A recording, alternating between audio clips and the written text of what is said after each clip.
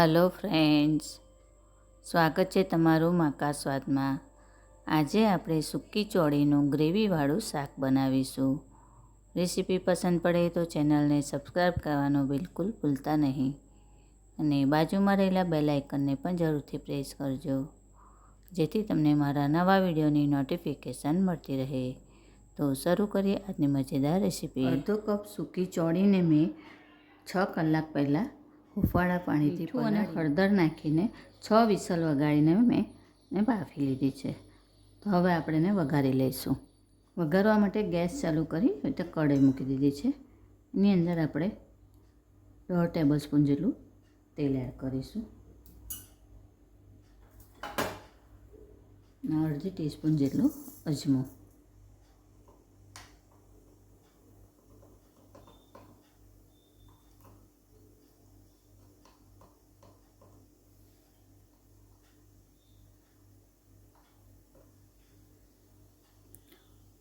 અજમો આપણો તતડી ગયો છે તો 1/8 ટીસ્પૂન જેટલી હળદર એડ કરીશું અને 1 ટીસ્પૂન જેટલો ચણાનો લોટ. હવે એને આપણે ગેસની ફ્લેમ થોડી સ્લો કરી દેવાની અને એને શેકી લેવાનો છે. 1 કે 2 મિનિટમાં સરસ શેકાઈ જશે. એની અંદર મેં આ 2 મીડિયમ સાઇઝના ટામેટાની પ્યોરી કરી દીધી છે, તે એડ કરી દઈશું.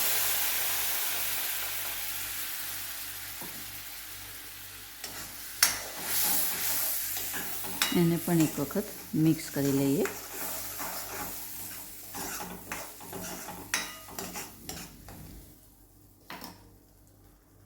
સાથે જ 1 ટીસ્પૂન જેટલી આદુ અને મરચાંની પેસ્ટ એડ કરીશું. હવે આપણે તેલ છૂટું પડે ત્યાં સુધી આને સાંતળી લઈએ.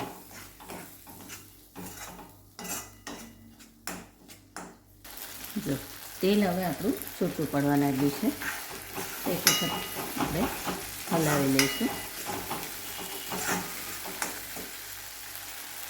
હવે એની અંદર આપણે મસાલા કરીશું. 1/4 ટીસ્પૂન જેટલી હળદર,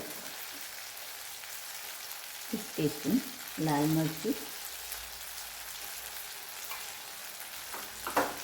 1 ટીસ્પૂન ધાણા જીરું અને ટામેટાના માપનું મીઠું. હવે એને એક વખત આપણે મિક્સ કરી લઈશું.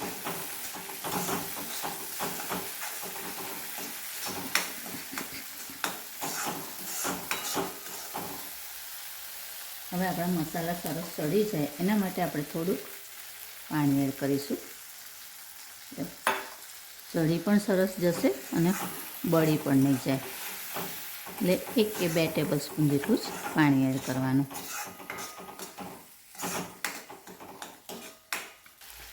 મસાલા આપણા સરસ શેકાઈ ગયા છે, તેલ છૂટું પડવા લાગ્યું છે. તો હવે આ બાફેલી ચોળી એમાં એડ કરી દઈશું.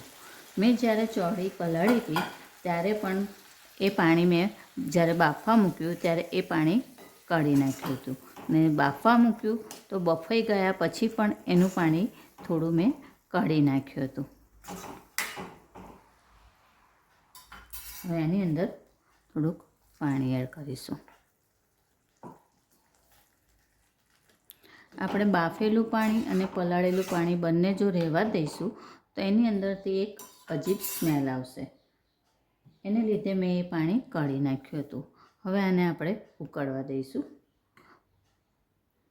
5 મિનિટ આવું ઉકળે એટલે એની અંદર 1 ટીસ્પૂન જેટલી ગોળ અને આંબલીની ચટણી એડ કરી દઈશું. ના ચટણી ના હોય તો તમે એની જગ્યાએ આમચૂર પાવડર અથવા તો લીંબુનો રસ પણ એડ કરી શકો છો અને થોડો ગોળ એડ કરી દેવાનો. બસ હવે એને થોડોક આપણી ગ્રેવી ઘટ થાય ત્યાં સુધી થવા દઈએ. 7-1 મિનિટ પછી ગ્રેવી આપણી ઘટ થઈ ગઈ છે અને આપણે બેસન અંદર એડ કર્યું છે તો ઠંડુ પડશે એટલે આનાથી પણ થોડી ઘટ થશે. તો હવે આપણે ગેસની ફ્લેમ બંધ કરી દેવાની છે અને છેલ્લે લીલા ધાણા એડ કરીશું.